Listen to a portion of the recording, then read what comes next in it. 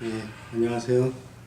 네, 대유학당에서 사주 명리학 전임 강사를 맡은 최인석입니다. 사주 명리학의 각 반을 소개해 드리고자 합니다. 우선 이제 칠판에다 판서를 하면서 시작하겠습니다. 우선 입문반입니다. 초급반입니다. 뭐든지 이제 시작이 중요하죠. 그래서 처음에는 이제 오행 목화토금수가 있습니다. 우주로 또 우리 몸으로 땅으로 목화토금수 오행이 돌아갑니다. 그걸 습득하신 다음에요. 왜냐하면 오행에 돌아가는 게 제일 중요합니다. 목은 봄입니다. 봄. 목기가 올라오죠. 여름은 뜨거운 햇빛이 장렬을 합니다. 화기죠, 화기. 그 다음에 가을은 금입니다. 가을은 금. 화기에 화가 포타로다가 개화만발하면 가을 금은 결실금, 결실을 맺게 되어 있습니다. 그게 이제 떨어져서 수는 겨울입니다. 땅에 있게 되고요. 또 종자씨, 이거는 이제 씨앗자자도 됩니다. 자라고요. 그래서 땅에서 이렇게 물을 머금어서 다시 봄에 태어나게 됩니다. 중간은 이제 환절기 변화는 할 수 있고 또 땅을 나타내고 모든 우주 만물의 중심은 지구에 있듯이 이 땅에 있는 겁니다. 이렇게 오행을 먼저 학습하시는 겁니다. 그 다음에 봄은 목기요 간담이죠. 간담. 질병론에서 좀 더 깊게 들어갑니다만 화는 심장 소장입니다. 심소장. 토는 비위장입니다. 금은 폐 대장이죠. 만약에 사주에 금기운이 많다. 그러면 그 해당 오행기운에 문제가 생기는 겁니다. 너무 많아갖고요. 그러면 폐 대장이 안 좋습니다. 가령 이 금이 많은 사람이 술을 잘 먹습니다. 그러면은 다음 날 설사도 나고 그런 이치가 됩니다. 그 다음에 수는 신방광이 됩니다. 신장방광. 그래서 사주가 토에 의해서 물이 극을 당했다. 극을 당했다. 이렇게 극을 당하면은 이분은 나이가 들수록 신장염, 방광 이런 쪽에 문제가 생기는 게 나옵니다. 이렇게 오행을 먼저 학습하신 다음에 그 다음에 입문반에서는요. 이제 십천간 10개가 있고 지지에 12개 지지가 있죠. 천간으로 그래서 천간은 10개, 지지는 12개가 있죠. 십천간 12지지입니다. 그래서 간목, 을목, 병화, 정화, 무, 기, 경금, 신금, 임수, 계수의 각 특징들을 살펴보는 겁니다. 그래서 십천간과 12지지의 자연적 특징과 거기에 따른 인간의 기질을 보는 겁니다. 우리가 우주 안에 지구 안에 있고 그 안에 오행이 돌아가고 사시사철이 있고 추나추동이 있고요. 거기에 따라 갑을병정 이렇게 십천간 12지지가 있습니다. 12지지가요. 자축, 인, 묘, 진, 사, 공이, 신유수래로요. 그러면 여기에 따른 각 특징이 있지 않습니까? 인묘지는 봄입니다. 입춘, 우수, 경칩, 춘분, 청명, 고구. 봄에는 사람이 생동감이 있고 파릇파릇하고 꿈이 큽니다. 사오미, 여름 화의 계절은 이파, 소만, 망종하지, 소소, 대소 열기가 가득하기 때문에 열정적입니다. 그래서 스포츠 선수 아니면은 방송인, 연예인 막 열정을 불태워서 막 사람들한테 그 에너지를 갖다가 공급하는 겁니다. 그런 사람은 열정이 가득해요. 신유술 계절에 태어난 사람들은 사색을 좋아하고 가을, 늦가을 아닙니까? 요 살로 상관이요. 그래서 우수에 차고 이렇게 됩니다. 그 다음에 해자축, 해월, 입동, 소설, 동지, 대설, 동지, 소환, 대안 이렇게는요. 이 침착 차분하고 먼 기획을 잘하고요. 내년 봄에 뭘 심을까 이런 농사를 짓는 때에서는 놀지만은 머릿속으로는 이제 어떻게 계획을 할까가 있습니다. 수월 한로 상강 때 농사를 다 이제 끝내고 추수를 끝내고 저장 창고에 곡식을 저장하는 겁니다. 그래서 여기가 바로 신정무 아닙니까? 지장간이라고 하늘에 들어온 기운이 있습니다. 이게 종자예요, 종자. 종자가 화에 바짝 마르고 화해고가 이게 조금 어려울 수가 있는데 창고 고자 쓰죠. 네. 늦가을에 결실 맺은 거 곡식을 창고에 넣는다는 의미가 큽니다. 그래서 이렇게 십천간과 십이지지의 자연적 특징과 인간의 기질을 학습하시는 게 여기 입문반의 초급반의 이게 과정입니다. 그러면 중급반에서는 이제 나를 기준으로 십신이 있습니다. 십신. 나를 기준으로 십신이 있는데 1번 나 기준에 이렇게 이제 오행이 있다 보니까는 나 기준에서 나를 일간이라 그럽니다. 일간. 나를 일간이라 그러는데 나 기준에서 오행이 있다 보니까 오행에 따라서 붙여진 이름이 있죠. 비검, 식상, 재성, 관성, 인성 이렇게 있습니다. 여기가 이음이냐 양이냐에 따라서 비견, 겁재 이렇게 나눕니다. 그래서 식신도 음이냐 양이냐에 따라서 식신상과 나누죠. 그래서 요거를 견줄비, 목계견 해갖고요. 이거는 내 재물을 겁탈해 간다, 겁재죠. 그렇게 해서 하나당 2개씩 있으니까 10개가 나와서 10신 그러는 겁니다. 그래서 여기 10신에 따라서 이제 자기 사주 구조에 10신에 따라서 또 자기 사주의 특징이 나옵니다. 가령 내 사주가 나 일간이 무토가 많습니다. 무토요. 나 일간이 무토가 많은데 나하고 똑같은 오행인 일간과 똑같은 오행인 토. 가령 다른 무토, 뭐 진토, 이렇게 술토가 있을 때는 비견이고, 그 다음에 축토, 미토 이렇게 있을 때는 겁재 그럽니다. 그러면 하여튼 이런 비견 겁재가 여기 많다. 그러면 비견 겁재가 많다 그러면요. 비견 겁재가 많기 때문에 토는 자기 힘이 많아지면 토국수를 하려고 합니다. 즉 토국수의 극은 그 테이크, 해부, 가지다, 취하다, 테이크, 해부 이런 뜻이 나옵니다.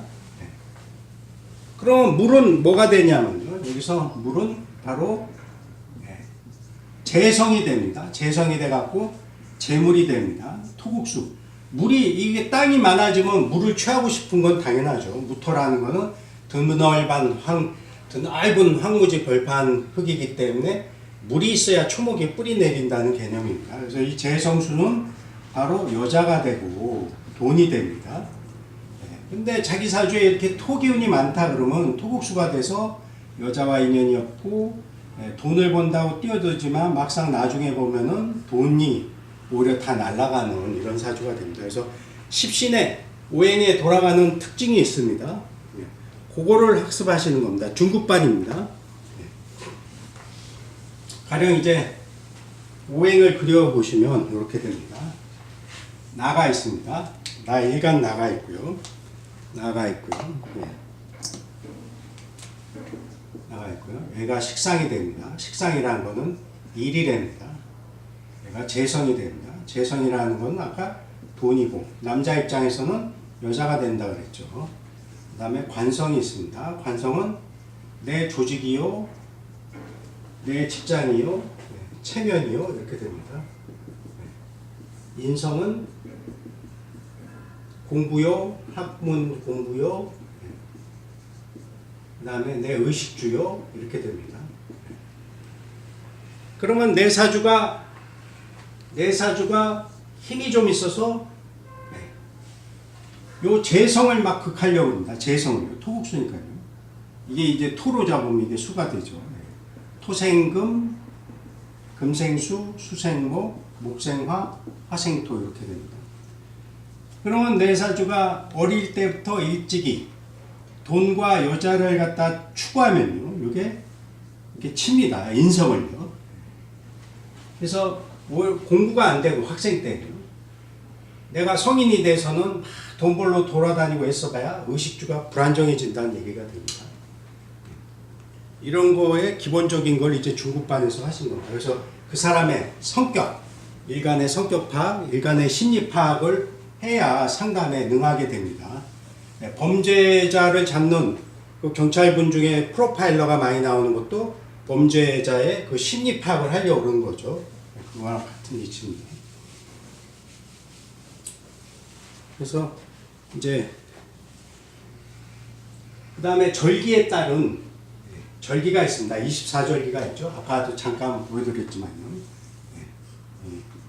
자축인에 있으면요. 인월에 입춘우수, 묘월에 경칩춘분, 진월에 청명고구, 사화월에 입하소만, 오화월에 망종하지, 미월에 소소대소, 신월에 입추가 들어오면 이제 입추 때까지는 아직 덥습니다. 근데 더위가 자기 처한 곳으로 들어간다는 처서가 되면 이제 아침 저녁으로 서늘해지죠. 그래서 한로 추분, 유구월입니다. 수월 한로 상강, 해월 입동소설, 자월 대설, 눈 많이 내린다는 대설이고요. 그 다음에 밤의 길이가 길어진다는 동지죠. 동지입니다. 얘를 진짜 쓰죠. 이때부터 다시 일강한 양강한 기운이 와서 사주 괴로는 질의 복자죠. 다시 양의 기운이 회복한다 해서 복입니다. 이거 다시 부자, 부활한다도 되고요. 여기 이럴 때는 회복한다. 복으로 있죠. 질의 복. 어쨌든 요 24절기를 에 따른 사람의 성격을 파악해 놔야 됩니다. 왜냐하면 농사 짓는 때를 알려고 원래 연, 월, 일, 시로다가 옛날엔 시계나 달력이 없었으니까요.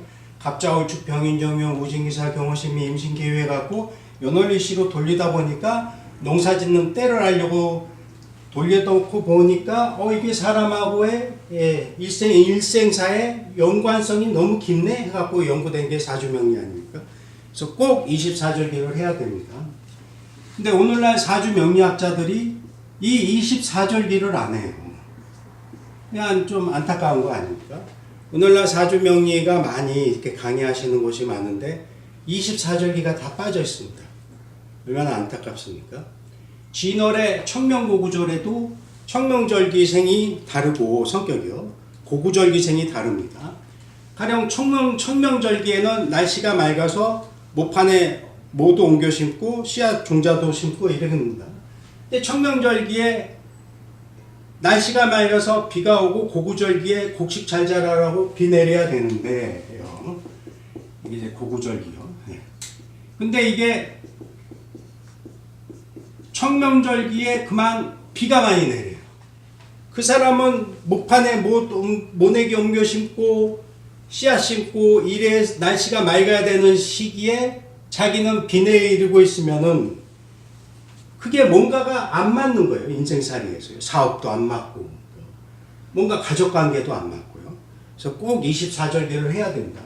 진월생이라고 그래갖고 다 같은 게 아닙니다. 청명절기, 고구절기가 달라요.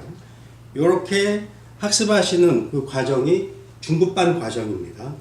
중급반에서는 정말로 이제 중급반에서는 이미 종합감정이 나옵니다. 사주 이제 종합감정이요. 그 다음에 고급반에서는 더 깊게 들어가서요. 고급반에서는 소궁합, 겉궁합 이런 게 나옵니다. 속궁합은 물론 사람 심리도 들어가고요. 실제 육적인 관계도 들어갑니다. 육적인 관계가 들어가야 뭐 부부가 마음도 맞아야 되지만 이 인체 남녀가 만나는 이치인 만큼요. 플러스 마이너스가 만나야 됩니다. 가령 여자분이 음기가 있다. 그럼 남자분은 양기가 많아야 됩니다. 여자분이 음기가 강한데 남자도 음기가 강하다 그러면은 그거는 그 못 살아요. 음은 닮는다기 때문에 여성분이 좀 닮다가 화를 내더라도 참고 그래야 되는데 음기가 맞으면 남자도 같이 담고 있다가 어느 날 순간에 막 쏟아낼 거 아닙니까? 음이 뭉치면 조밀성이 커지면 파동성이 커지기 때문에 언젠간 터집니다. 그럼 부딪히게 돼 있어요. 양의 성질은 이렇게 발산입니다. 발산. 발산하는 겁니다. 필발자에다가 흩어질 산입니다. 발산입니다. 양은. 음의 성질은 음입니다. 음이라는 거는 수렴을 하게 됐어요. 음은 수렴하게 되어 있습니다. 이렇게 가는 거는 양이고요. 이렇게 좌선상생이라 그럽니다만 음은 이렇게 반대로 이렇게 됩니다. 그러면 음이 조밀해지면요. 음이 조밀성이 많아질수록 그 다음에 음이 뭉쳤다가 다시 파동성이 커지게 됩니다. 그래서 이런 여한관계에서 속궁합, 겉궁합이 나옵니다. 그게 이제 고급반 과정입니다. 그 다음에 이제 용신에 따른 일간의 심리 상태, 심리 파악을 해야 되니까요. 그 다음에 태어난 월에 따른 심리 상태 파악이요. 그 다음에 일간이 있으면 요 일지가 있게 됩니다. 일지요. 일지라는 거는 일간의 활동 공간이요. 배우자 공간이 됩니다. 배우자 공간이에요. 그럼 이 배우자 공간에 양기운을 놔뒀다, 음기운을 놔뒀다 해서 또 일간의 심리 상태가 바뀔 거 아닙니까? 그래서 월지 오행에 따른, 그 다음에 용신에 따른, 일지에 따른 일간의 심리 상태 파악을 하는 게 고급반입니다. 그러면은 어느 정도 인문 중급 고급반을 끝내 놓으시면 어느 정도 사주가 이제 심리 파악까지 읽혀지시는 겁니다. 그 다음에 이제 실전반으로 넘어갑니다.